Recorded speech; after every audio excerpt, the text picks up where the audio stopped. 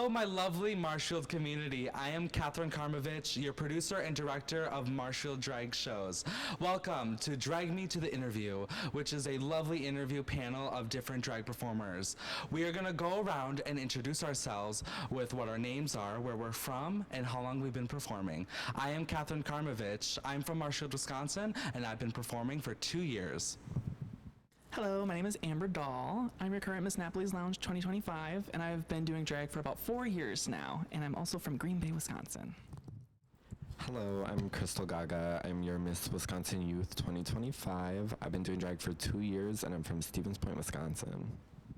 Hello, my name is Nova Riotea. I've been doing drag for a year now, and I am from Eau Claire, Wisconsin. Hello, my name is Nexus Mars. I'm from Spencer, Wisconsin, and I've only been doing drag for a year. I am Jazmin Gemini. I've been doing drag for about 6 years now, and I am from Marshfield, Wisconsin, originally from Neillsville, Wisconsin. All right, so if you keep watching along, we're going to do a bunch of questions that each performer are going to answer. We're going to pick a couple for each question. All right, our first question is, how has drag impacted you throughout your life, / what does it mean to you? We're going to start off with Jazmin. Drag has had a huge impact on my life. It has made me definitely a lot more confident, and it gives me a great creative outlet for being able to like dance, my artistry, and being able actually to sing live too. So that's what I really enjoy about my drag. How has drag impacted my life? That is quite a loaded question. Although I've only been doing it for about 4 years, it has definitely put a huge... Where am I going with this? Sorry, let me start over with that. What was the question again? How did drag impact you throughout your life? How did drag impact me throughout my life? Throughout my life, I've definitely been a very sheltered, kind of introverted person, and drag has definitely brought that out of me. When I first started drag, I would just kind of go there, do the gig, and then absolutely head out right away. But now it's definitely more of a welcoming community, and I feel that I've not only found family, but friends as well. Our next question is a short question, so we're gonna have everybody answer one by one. It's, what is your go-to performance song? My go-to performance song is definitely a drag classic. There's a song called Turn Me Out, and there have been many of mixes put out of it, and I've done it many of times, and you're definitely gonna see it many more. I would probably have to say Anything by Lady Gaga, period, just because she gets me going. So, yeah, I don't really have a straight answer. I would also have to say Anything by Lady Gaga, truly. I think if I'm like last minute right there, I have to pick, I would have to probably do like Bad Romance or Poker Face.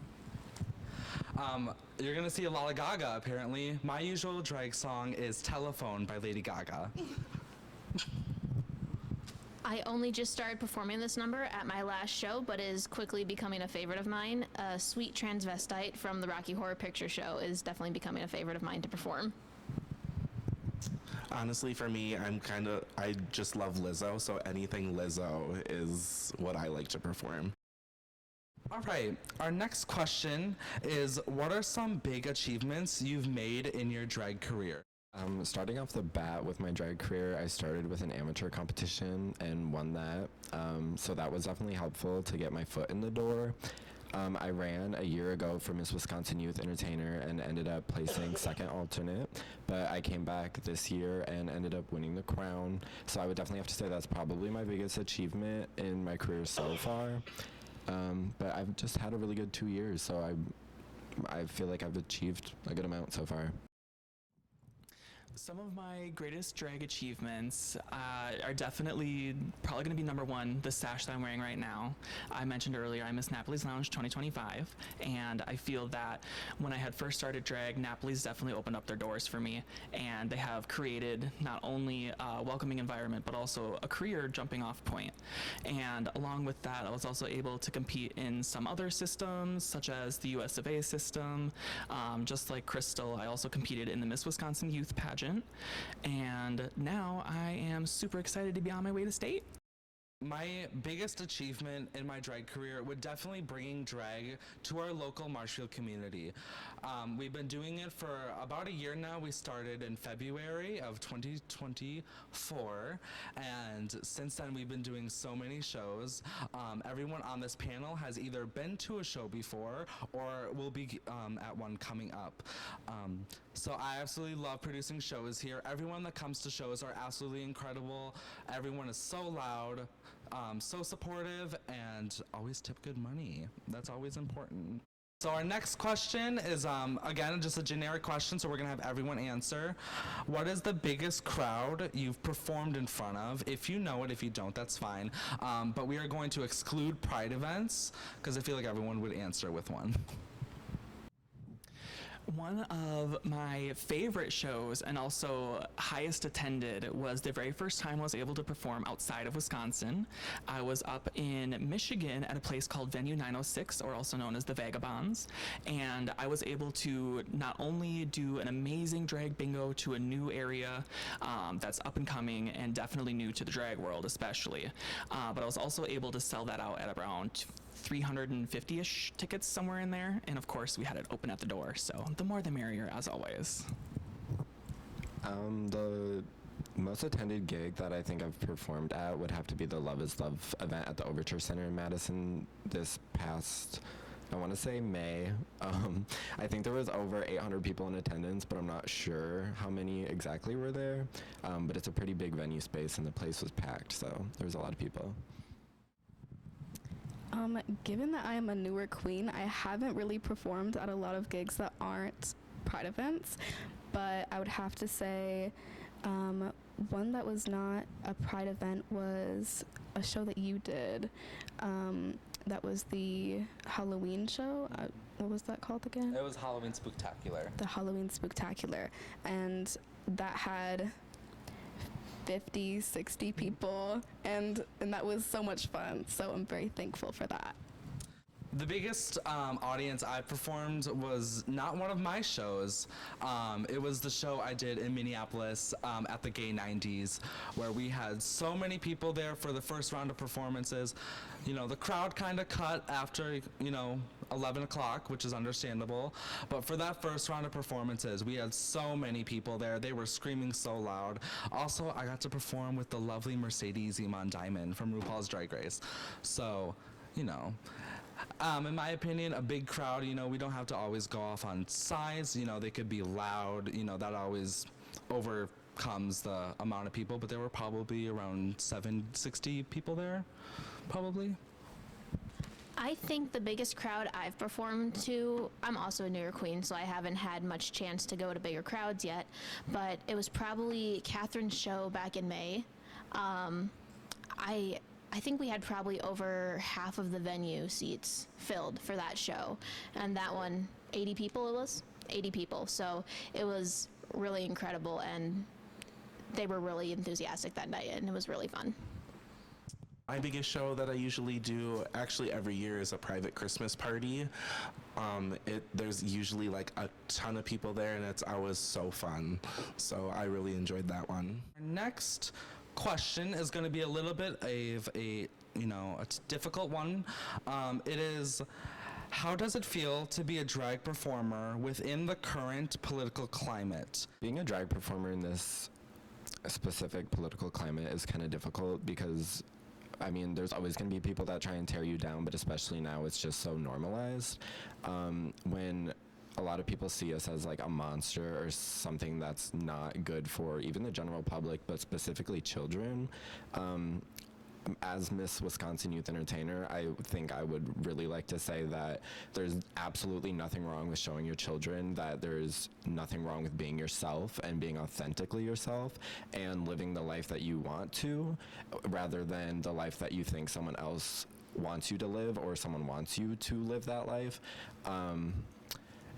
I think that it's really important to show kids as we progress on in the years that we really shouldn't go back, and there should really not be any regulations on people's lives and just them authentically living their lives.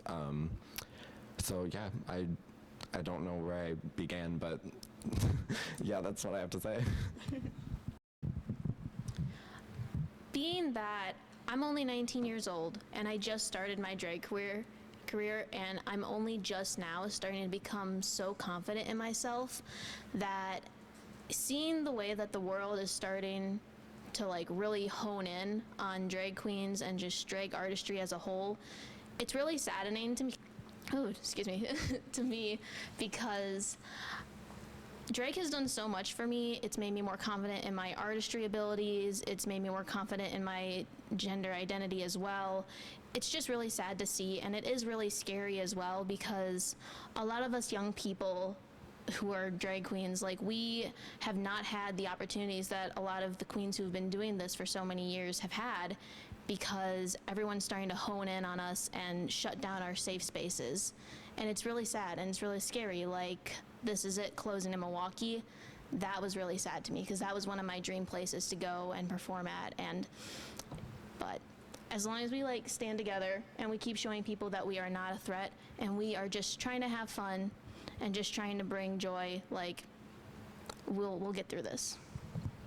So to be a drag queen in the current like political climate, it's kind of almost frustrating, but like at the same time, it's like you're doing this to almost like prove a point that, like, for me specifically, being a minor and doing drag, I am 16, so I like want to show that this can do so many great things, especially for children in the drag scene, things like that. I think it is so important to have like youth performers to show that this can do good, and I like truly saved me.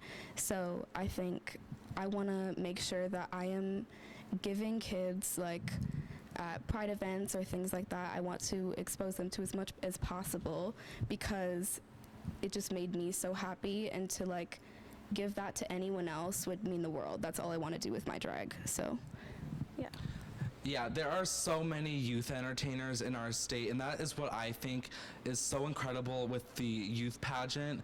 You know, you get exposed to so many entertainers that, you know, don't have as much opportunities because they are underage. You know, there are some entertainers that are 14 years old. You know, I know an entertainer that's in Marshfield here who's only 11. You know, there are so many incredible young youth entertainers, and being exposed to it helps, you know, people being more accepting and people discovering drag and being like, I want to do that. That's what is so incredible about Pride events. That's how I started drag.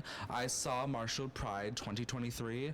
I saw a drag queen and I was like, that is what I want to do. I want to do that, and so I did it. So our next question was submitted by someone online. It is, what do you find to be a standout qualities of a venue? So as asked from online, what are some of our standout qualities that we look for in a venue? I would definitely have to say, if you are newer to the business world and you're looking to book some entertainers, the main thing that you need to make sure that's there is air conditioning. We will melt so quickly, but more from a personal standpoint, we just need to make sure that although you are accepting, that you are not putting any of the performers in jeopardy by having a non-accepting crowd or having a non-accepting venue and maybe not the best area. So accommodating us by making us feel either more secure, by answering those questions that we have specifically about the venue and the space, is definitely a good way to be on top of it. And we also tend to look for, again, more welcoming spaces. It definitely shows with ticket attendance. It definitely shows with the way that they're advertising on social media as well. I know a few places, they love to have the shows. Their crowd just isn't necessarily for the drag shows, of course, so they won't post on their social medias. But of course, if a venue is more than ecstatic to have a drag show, you will notice that they are posting, they are promoting, and that they're also going to be there every step of the way. So those are some great standout qualities that I tend to look for, especially when booking for new venues. All right, and then I'm going to answer this question as well. Standout qualities for a venue. I've been all over Marshfield looking for venues. I remember when we first started, I was looking for a venue. We got shut down by a few places. My standout qualities are whether or not it's a city property, because city cannot discriminate. And if they do, sue. But other than that, you know, like what Amber said, I have to be accepting, advertise it online, you know, and be communicative. That's one thing. Some venues do not communicate at all, and it really makes things difficult. Especially when, you know, you're trying to reach out to them and, like, you know, they don't answer for like a week or something. That is one thing about the Chestnut Center for the Arts in Marshfield that I absolutely love. They love communicating. I mean, I know they yelled at me for them not having my email. So they were like, what is your email and what is your phone number? Because, you know, this was when I first started. I didn't know what I was doing. You know, I just said, let's get a venue, let's do a show. But other than that, we have shows. We have a show here at Bakerville Bar, and they do regular entertainment here. You know, like meets for different sports. They do volleyball, but also they do wrestling shows. And in my opinion, professional wrestling is so similar to drag. It's literally like pro wrestling is literally drag, but just with wrestling. like they make their own outfits, they have their personality, they entertain, you know. I mean, they walk out to a pop song and they wave to the crowd. It's so similar, and I can say this because I trained to be a pro wrestler for a year before I started doing drag. And there are also some drag queens that are wrestlers. I've seen that as well. All right, so our next question, since that was a little bit more difficult one, we're going to do some more lighthearted questions. This one's going to be answered by everyone. What is the biggest stunt you've ever done at a show?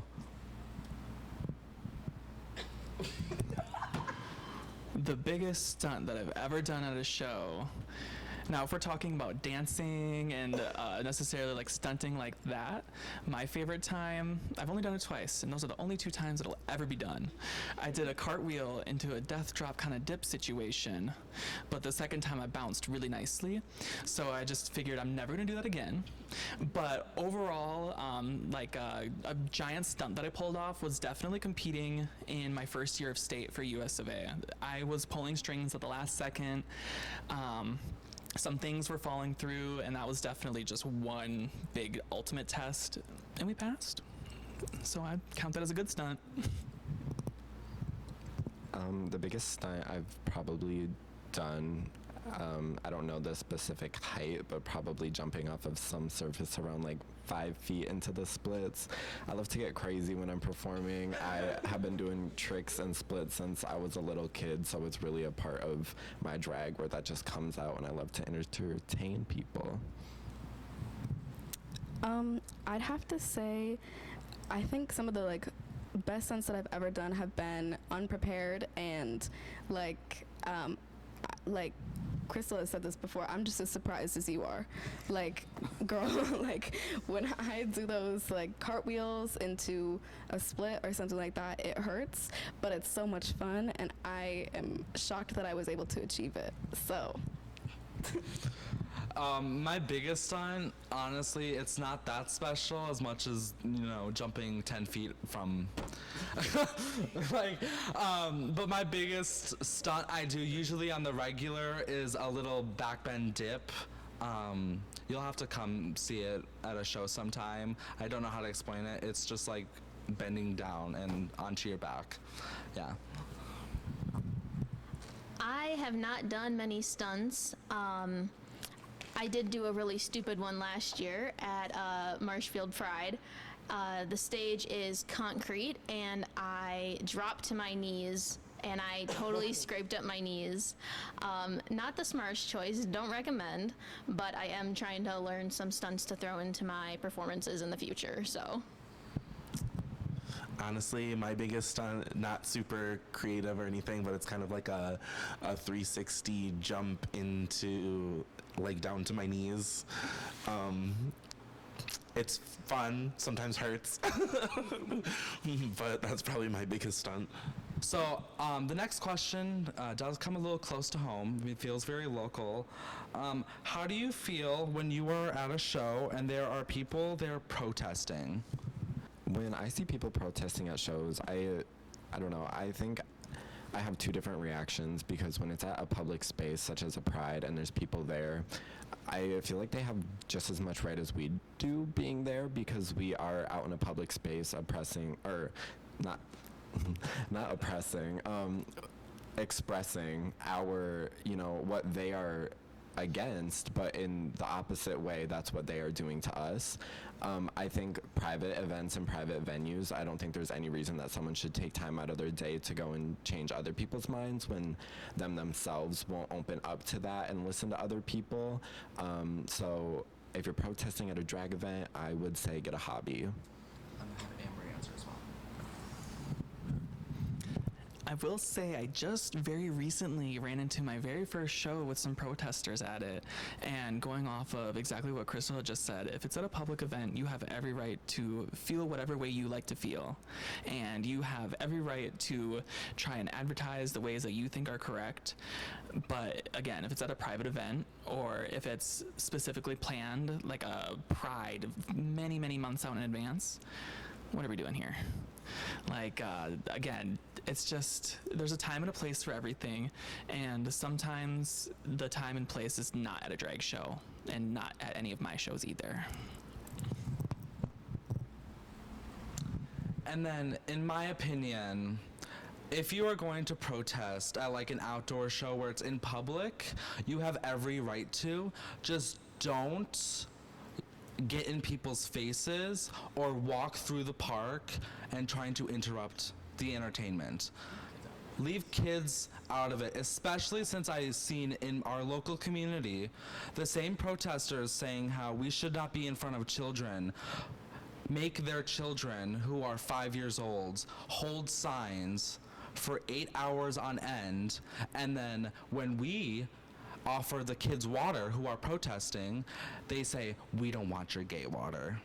So it's the fact that they are not giving these kids water when they're standing out in 90-degree weather for 8 hours protesting.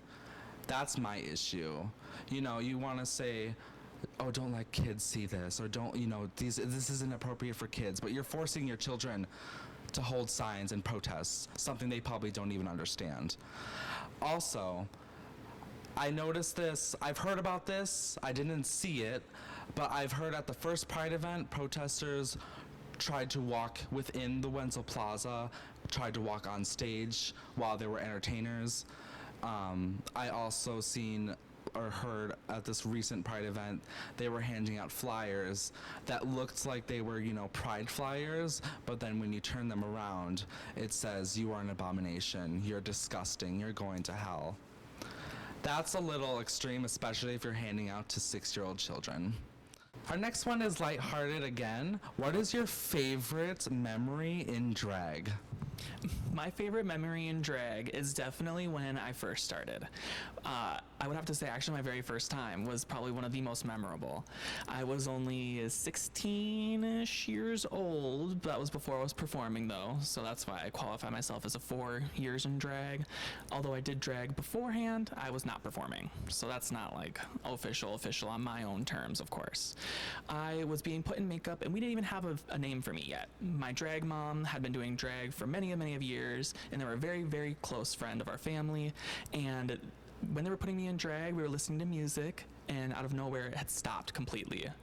And then the little siren went off on our phone, and there was an Amber Alert that had just gone out. And so my drag name in that very moment had become Amber Alert. Don't worry though, later that night she was updated, she was found. She was just down the block at a friend's house. But that will forever be my favorite story of how I started and how Amber Alert became a thing. My favorite memory in drag would probably have to be Stevens Point Pride this last year, because June made it my second year of performing, and when I did drag for the first time, it was at Stevens Point Pride last year. So getting back to come back to the stage where I first started in a way more elevated and it just like felt crazy because the support at a Pride is always like off the charts, but this one specifically is just like a community of Central Wisconsin that they show their face every year, so it's the same people. And that's probably just the time that I've felt like the most love from the crowd and support. And I think that that's something that it blows you away when you receive it. And it made the night really memorable. My favorite memory in drag would be, my first time ever performing was at Marshfield Pride, and I had the honor of being in the main cast this year, which was not only wonderful because it like showed how much growth I had made, but also because I was just performing among like people that I looked up to like my whole like drag career, like from the beginning, from before I even started, like even like Amber and Krystal, like love them so much. And yeah, so like when you like watch people, you know, as like role models when you're like starting and everything, it's just really cool to be almost validated by like being put in, working with them. My favorite memory in drag, everyone has been saying like Pride events so far, but my favorite memory is definitely getting to perform at Gay 90s in Minneapolis at Ladies of La Femme, which, if you don't know, has Mercedes Iman Diamond from RuPaul's Drag Race season 11. I cannot tell you how amazing it felt to step onto that amazing stage, hear that crowd scream so loud, and tipping, and like performing in a nightclub is one thing, but when you're performing in a show with, you know, someone like Mercedes or like any girl from RuPaul's Drag Race, it just is it gives so much adrenaline and it feels incredible. I would have to say my favorite memory in drag would probably be my very first show, which was the very first show that Katherine put on back in February of 2024. It was 2 days after my 18th birthday, so that was really exciting as well. But I think my favorite memory specifically about that show was backstage. DeCreme. If you've been to any of the Marshfield Pride shows, you know DeCreme, you love DeCreme. She gave me just so many helpful tips about just performing, interacting with the crowd, and since then she's given me so many more tips, makeup tips and everything. She has always just been, since my first show, someone who I have just really looked up to, like, and always will love her. My favorite time in drag was probably actually when I was still like a baby queen, and the first time that I was getting in drag and like starting to go out to bars and everything and performing, how like confident it made me feel. It was just like an experience that I never thought I would be able to get, and then when I did it for the first time, I just couldn't stop. All right, our next question is, how did you get, Amber Doll just answered this, but how did you get your drag name and what is the meaning behind it? I've just always really liked the name Krystal. Originally I was going with Krystal with a C, but I think it was 8th grade. I decided on Krystal with a K, and I've always been a Gaga fan, like 2007 Poker Face. Yeah, I've been dancing to Lady Gaga since I was like 2, so that just had to be a thing. So then Krystal Gaga was born.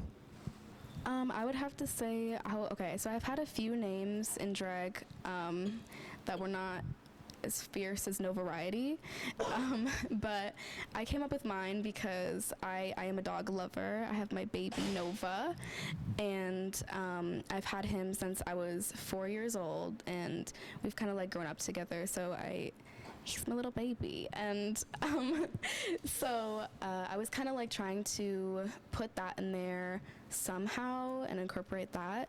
And I somehow wanted to play on words. I somehow just late at night was like, No Variety. And yeah. The meaning behind my drag name and how I got it. Catherine, listen, You know exactly what I'm going to say. I am the biggest weirdo about the Vampire Diaries. Like, that show is my favorite show ever. And there's a character, if you don't know the story of the Vampire Diaries, it's basically about a doppelganger named Elena, and she's the doppelganger of a vampire named Catherine. And she is so fierce. like just look up like edits of her on YouTube or something, or just watch the show. I mean, I think maybe I picked it because I saw a scene of her fooling two men. But no, she is my favorite character in the entire show. I originally wanted my name to be Catherine Petrova, but I didn't want to full-on steal Katya's drag name, because her full drag name is Yekaterina Petrovna something. So I didn't really want to, steal it, so I just went with Catherine. And then the E for my middle initial stands for Elizabeth. That is my mother's middle name, my real mother. And then Karmavich, I'll be so honest, I just made it up. It sounds like karma's but I just did Karmavich, so yeah. So when I was a freshman in high school, I made a new Snapchat account for myself. And this was before Snapchat changed the rules of oh, you're not allowed to change your username, and I wanted to change my username, so I just made a new account, obviously. And so my new username on my Snapchat account was Nexus Mars, something like that. And when I started doing drag, I was like, well, I already have my Snapchat as that. I already have my Instagram as that. I kind of just set myself up for branding like this, so I might as well just go with Nexus Mars. So nothing really too crazy, but I do like space, so it kind of ties in with that, but mainly it's just a happy accident. Mine's basically because I've always just kind of loved the name Jazmin, but the last name is because my zodiac sign is a Gemini, so it's pretty simple and straightforward. Our next question is, how do you see drag impacting your community? Let's start with Jazmin. I feel like drag can have a huge impact on a community. It kind of opens people's eyes to what drag is. There's a lot of people out there that don't completely understand what it is, and they think wrong things about it. So I feel like when you introduce drag into a community, it really helps people realize that it's not as bad as they make it out to be. Okay, so I think drag has such a huge impact on the community, especially when I was not a performer. I felt such a huge impact from going to pride events or just meeting queens outside of anything. I always felt so comfortable and so seen and so validated, and I never felt I might have people within my family that aren't the most supportive, and I never have to question that when I am with a queen or another person within the community. So I think it is such a great way to make especially the younger generations feel so happy and validated, and yeah. So the impact that drag can make on a community is absolutely insane. Not only are we completely changing something that's already been established, but we also create our own community within. We create our own drag houses, our own drag families, and I am actually so proud to say that my daughter, No Variety, I've just recently taken under my wing, and I am so excited to see what community we can form together and show other local communities to see what exactly we can do. All right, so our first question is a little bit of a funny one. Have you ever seen, or are there cat fights backstage? If we are going to talk about cat fights, no, I'm just kidding. Drag queens, although from an outside point of view, it can seem that we are being a little bit mean, a little bit horse to each other, you know, just kind of like being mean. But really, cat fights are very, very, very common. And 9 times out of 10, they're not even being serious. They're not even being serious. We're just messing around. A lot of laugh. Exactly. Making each other laugh sometimes isn't just by jokes. And with that said, I've never personally been in a cat fight, but I love to be just a fly on the wall when I hear it out the corner of my ear, and then I realize they're just talking to each other, and then they hug it out. They're just friends. And let me just remind everyone, don't believe everything you see on TV, like on RuPaul's Drag Race. Remember, that's highly edited, and they're in a competition for $200,000.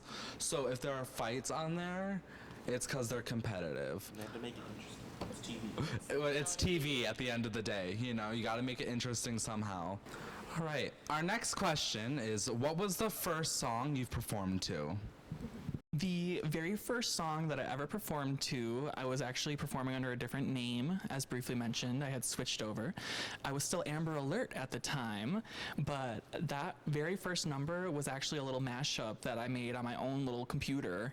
I did Circus by Britney Spears into Applause by Lady Gaga, and then I had to change my name to run in some pageants. I felt that it wouldn't be very professional to be a title holder as Amber Alert, so I am a huge doll enthusiast and collector, so I changed my last name to Amber Doll, and that is for sure. That's the T. That's the T. That's the tea. I was waiting for someone else to say that's the T, but it's okay.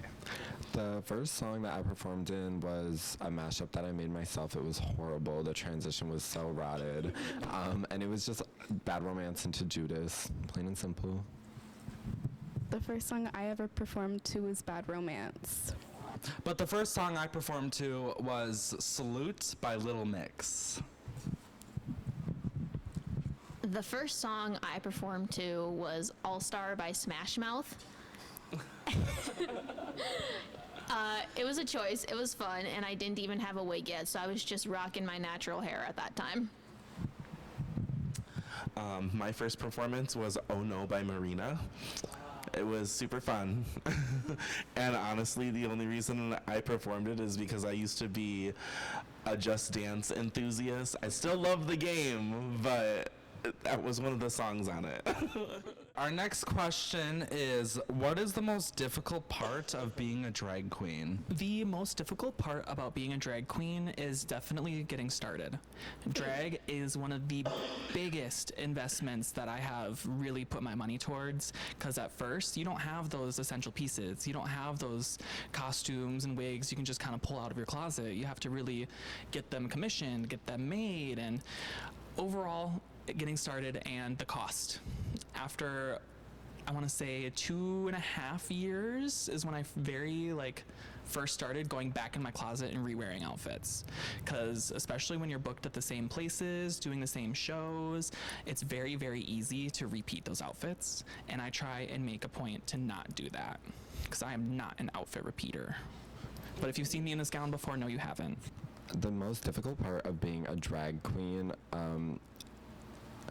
yeah, I mean, resources can get you a long way. So I think like making connections is a really good thing when you're doing drag, but it can be difficult when you don't have those connections, because it can be as difficult as like getting hair from someone or getting an outfit from someone. But I think that you can combat that with being a self-sufficient person and, you know, trying to learn some of those things, so when you don't have those resources it can be easier for you. But I definitely think that resources and connections are probably two of the difficult things when you're doing drag. One of the most difficult things that I struggle with is I am a pro procrastinator. So I love to save things for last minute, and you know that can be really, really hard when you're trying to put your best self out there and you've given yourself 3 days to prepare. So, you know, it's just like the math isn't mathing, but yeah. So for me, the most difficult part of being a drag performer is probably the money, especially for directing my shows in town. It can get really expensive really fast because I put all my own money and my own own resources into getting a venue and booking performers. So for me, it's probably it's the money and trying to get a crowd big enough to support a drag show. For me, it's definitely time and money, because all of my own outfits I make all by myself. So that's all my own money that I'm putting into buying the fabric and stuff for it. And I always like to buy a little extra just in case, a little extra fabric just in case. And also just time to actually make time to do drag, because I work 2 part-time jobs outside of drag. So it can be a little difficult scheduling sometimes, but it's well worth it in the end. For me, I would also say money, like pretty much everybody else. Drag can get really expensive, but also I would say building a reputation in the drag community can be kind of difficult sometimes, because a lot of times you're trying to, before you get booked in shows, you're trying to bounce from bar to bar, like in drag, and get your name and your look and your aesthetics out there. So then hopefully like people who are doing shows and show directing will be just like, hey, I want you in my show. Hey, you can come try and do this. I also want to add on to it with a little lighthearted joke. The most difficult thing about doing drag is getting in body. You know, we wear so many layers. We wear pads, we like cushions, like pillow cushions, and then so many tights, and it gets so hot while you're performing. It's like if you see a queen after a show and, you know, half their makeup is off, don't judge them. You know, because especially if you're performing outside, trying to keep that mug on is so difficult. Like, it doesn't matter what kind of setting spray, what kind of setting powder you have, it's leaving the room. Our next question is, how much does an average outfit cost you? The average outfit, it really depends on where I'm wearing it, depending, like, my budget. So depending on where I'm wearing it, it depends on how high or how low I'm going to set my budget. So for example, because Napoli's is my home place, is my home bar, they're okay with me going out there and giving it all just with my performance, just with my brand new one article of clothing, my brand new shoe or something like that. Whereas if you are going out to a pageant, if you're going out to a new venue, you definitely want to bring your best. So for example, today I was definitely blessed to be given some of this amazing jewelry, but I do know that it gets very expensive very, very quickly. So again, make sure to commend your drag queens when you see them. Make sure that they know that they're seen. Say that their hair is pretty, and you hope they win, because they're all gonna get that. A drag outfit for me can vary as well, because I sew my own stuff.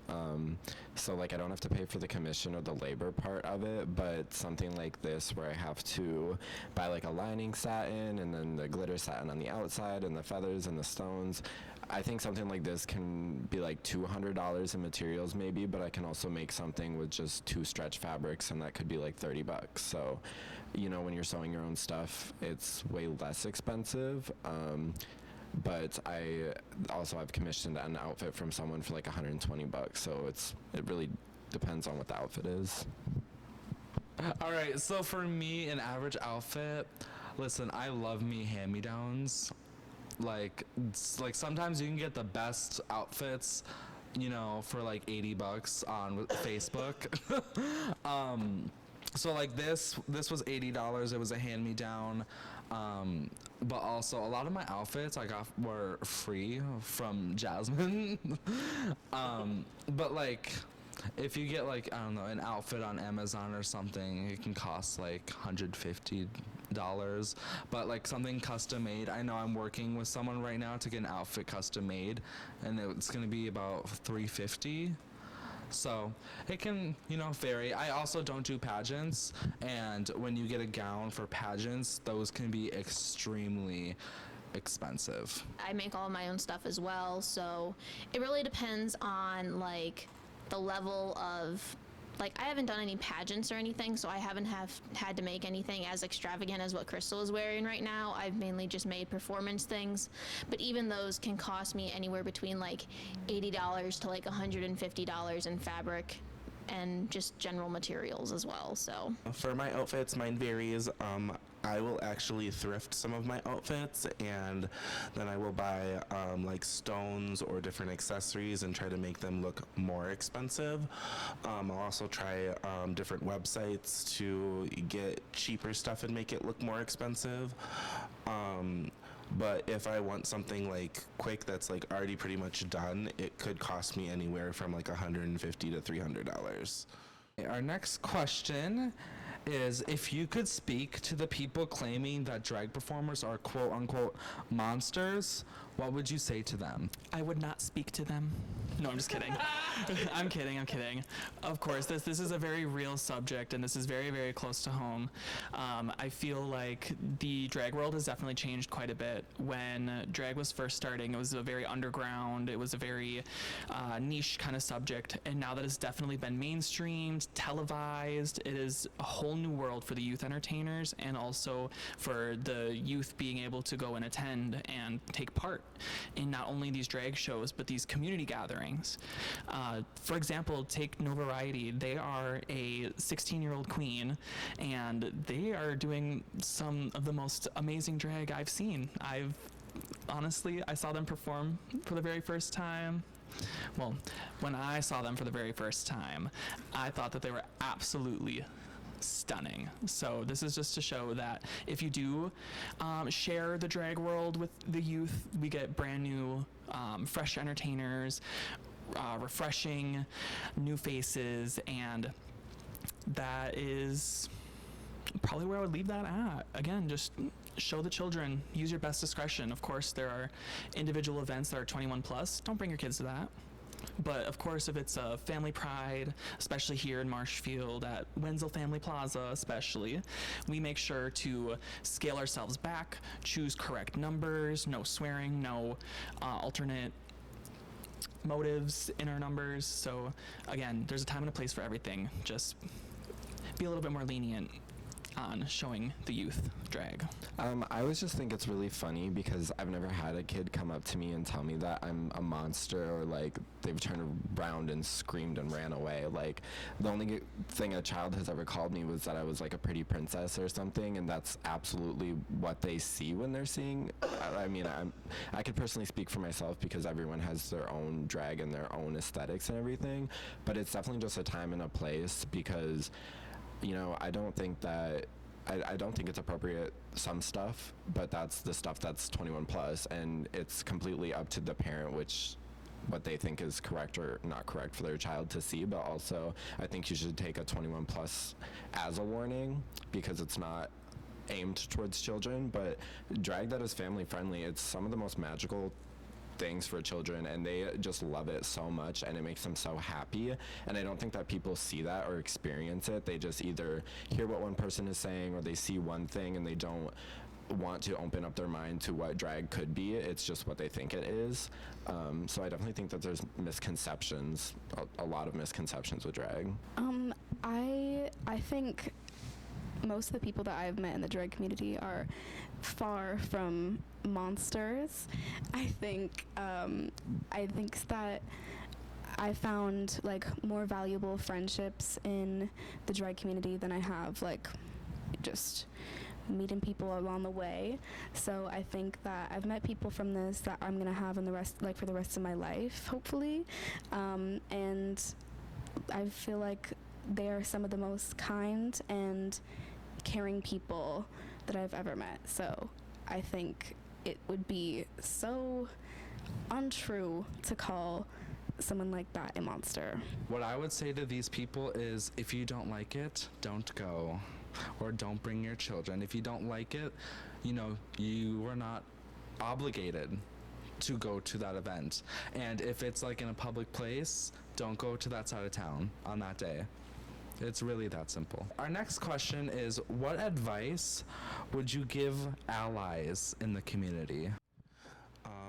I would give allies advice to continue to support, because having allies really, really helps the community get stronger, and it also helps other people realize that If there's people out there that aren't exactly part of the LGBTQ community that can still support us, maybe they will come around to it also. The advice that I'd give to any ally that might be in our community or might be in passing of a drag event is if you are here for us, we see you. And we thank you so much for your support. And without your support, it would maybe only be half the audience. Because although the gay community is growing and the gay community has definitely been a huge prominent part, we are a minority. So without the allies and without the help of others, we would just be passing the same dollar bill back and forth to each other. So again, I just want to thank everybody out there. I would echo what Amber said. I want to thank those people for showing up for us and supporting us.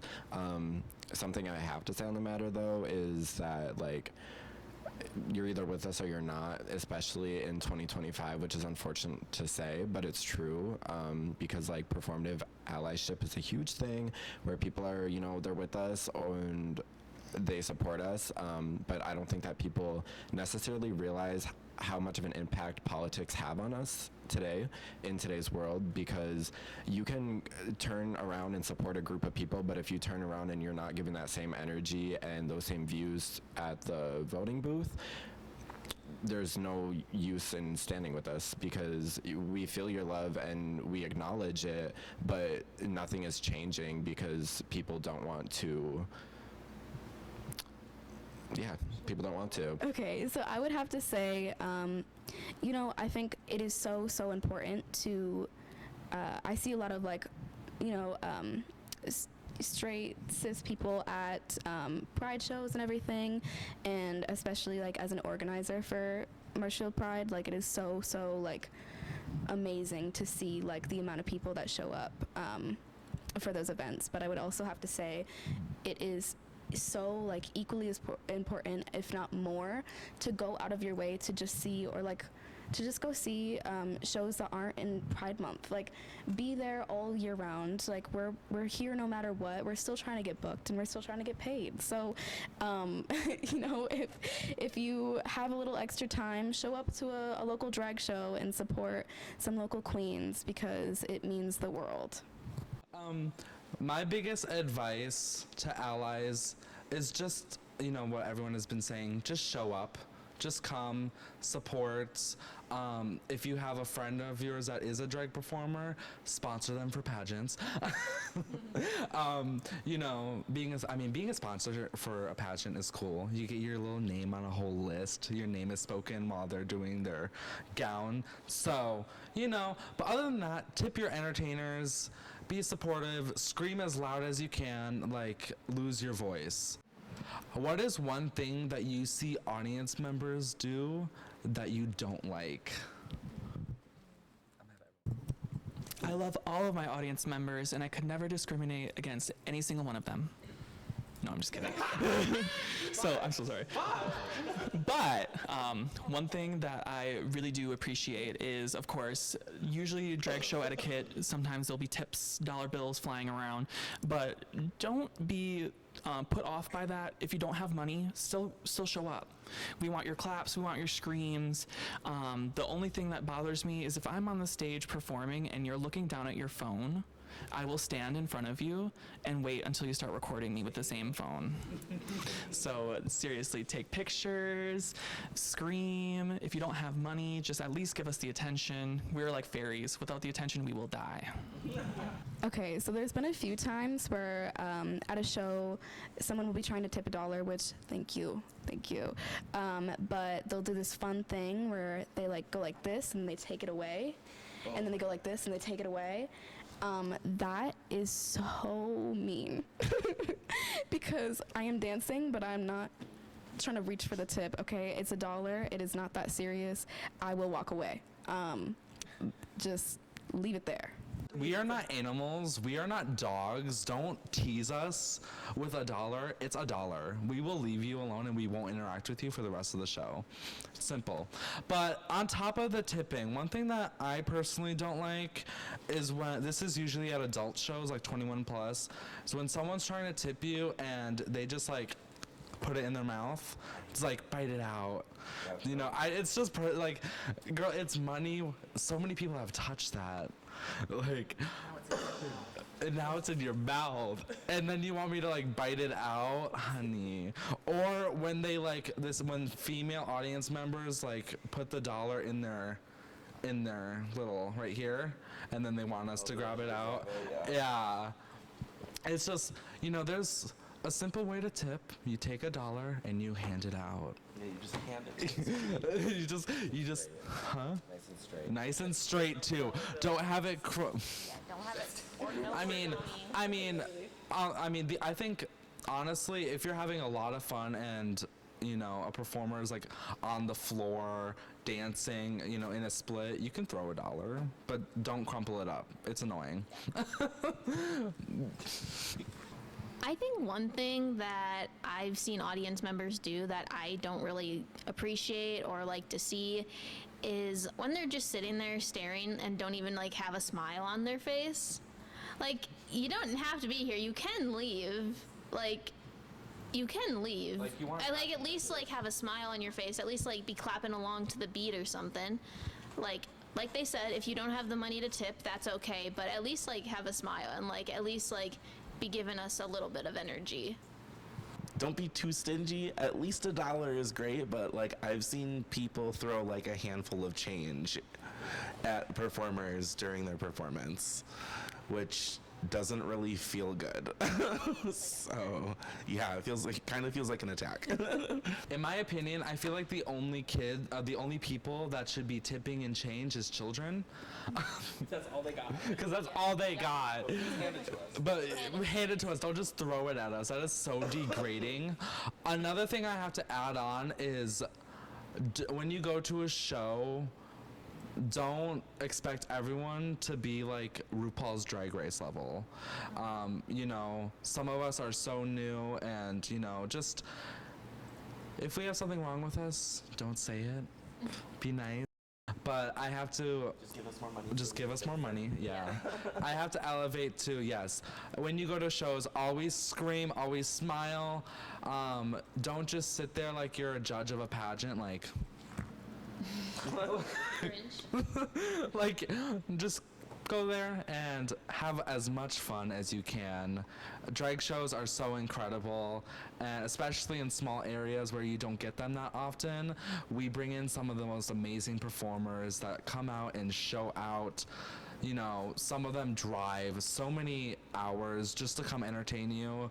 Like, you came from Green Bay today. Like, Today. Amber Dahl drove all the way from Green Bay just to, you know, interview for us today. You know, Nova came from Eau Claire. The rest of us kind of came from closer. So, you know, we show out and we expect the same from you. Our next question is just for Amber. It's, what are some pageants you have coming up? So some pageants that I have coming up, I will say I did already beat Miss Napoli's one. I did have to run for twice. I lost the first time and I was devastated until I watched the video back, and then I knew why. But I definitely have improved myself enough to win the title the second time around, of course, and I'm more than ecstatic to be able to represent at Miss Club of Wisconsin, which is the state level. Miss Napoli's was the preliminary, which is basically my ticket to that state pageant. And I really, really hope that I either win that whole pageant or place really, really good, because not only is it about winning, it is definitely about the process. It's about who you meet on the way. It's about the resources that you're able to not just pay for, but also represent and really model off. You can really make the best of any package, and I feel that I have made the best out of the absolute best materials for my pageant coming up here. That is going to be on August 22nd and 23rd. The 22nd is the former show, so you will get to see some of the previous Miss Club competitors and winners, of course. And then the actual pageant is going to be on the 23rd, starting at 7 p.m. in Madison at 5 Nightclub. All right, and we are going to conclude this interview panel with some upcoming local events in Marshfield, Wisconsin. Next month, August 16th, we have the Summertime Drag Show at the Wenzel Family Plaza. It is a free event. It is family friendly, and it is at 4 o'clock p.m.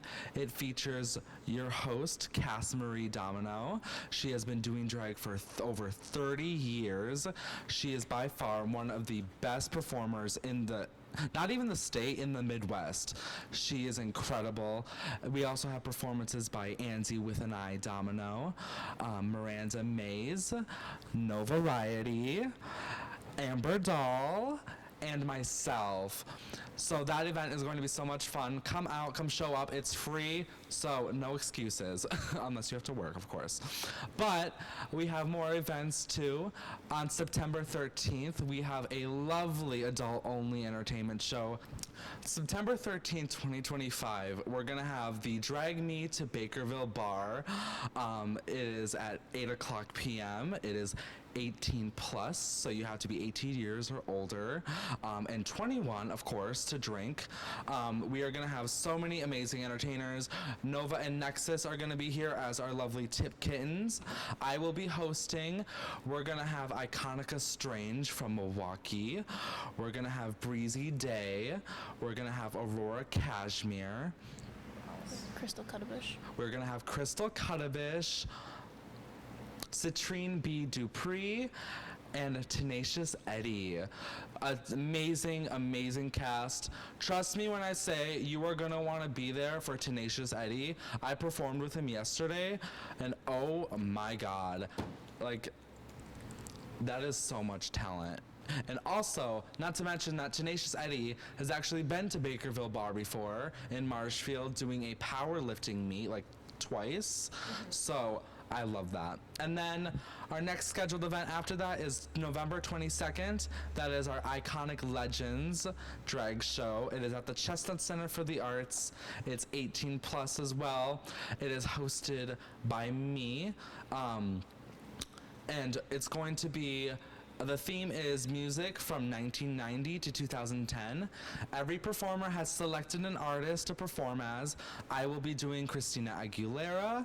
We have Sunny Nobel Jenkins, who will be performing as Justin Timberlake. We have Virgo Frost Bell performing as Kelly Clarkson. We have Lila Christina performing as Britney Spears. And then we have Erotica Divine Bell performing as Beyonce. We have Just Stacy performing as Shania Twain. And then we have a halftime performer, Valentine Panthera, performing as Wednesday 13. So tickets go on sale. Oh wait, actually, they're already on sale. They went on sale at midnight today, and you can get your front row tickets for $20 a person, and you can also get general admission tickets for the same price. Other than that, we have a lovely reunion show that is currently in the works for January, where all former alumni cast members will come back and entertain for you. We will be having our 2026 Marshfield Newcomer Competition. The winner of that gets $100, a sash, a future paid booking, and then a step down at the next competition. Our current reigning Miss Marshfield Newcomer 2024 is, no, 2025 is Scorpia Nova. So you can see them step down in January. We'll be posting about that later on. And then February 7th, we don't have a cast for it yet, but just know we have a drag brunch at Chestnut Center for the Arts, co-hosted by me and Victoria Lynn. It will be family friendly, and it's going to be a lot of fun. So Marshfield, thank you all so much for coming and tuning in on this lovely drag interview panel featuring myself, Amber Doll, Krystal Gaga, No Variety, Nexus Mars, and Jazmin Gemini. Thank you. Bye.